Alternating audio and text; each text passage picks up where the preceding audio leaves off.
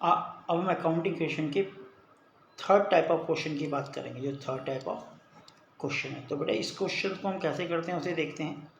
इस क्वेश्चन में गिवन क्या होता है और हम इसे कैसे कैलकुलेट करते हैं। बेसिकली ये क्वेश्चन फॉर्मूला बेस्ड क्वेश्चन है। इसके अंदर हम कुछ बेसिक फॉर्मूलेस देखेंगे अकाउंटिंग क्वेश्चन के और उसके बेस पर कुछ न्यूमेरिकल क्वेश्चन सॉल्व करेंगे। तो पहला पॉइंट क्या आता है, अगर हम बात करें, हमें पता है कि भाई assets is always equal to capital plus liability. पहला फॉर्मूला तो यही आता है।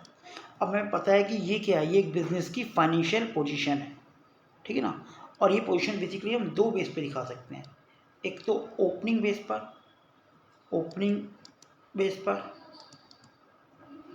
मीन 1 अप्रैल एवरी ईयर, और दूसरा क्लोजिंग डेट पर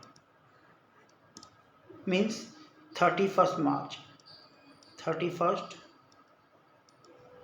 मार्च। तो अगर हम इसे ओपनिंग डेट पे दिखाते हैं तो उसे हम कहते हैं ओपनिंग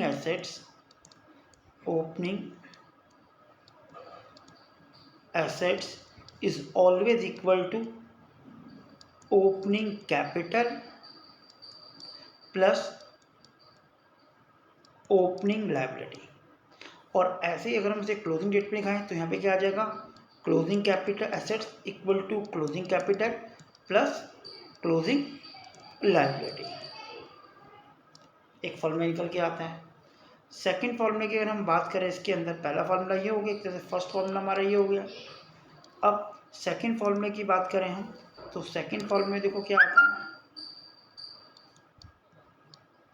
बेसिक की हम बात करें तो बेटा क्या होता है, जैसे हमारे ओपनिंग कैपिटल, इसमें अगर हम कुछ और कैपिटल लगाते हैं तो हम कहते हैं एडिशनल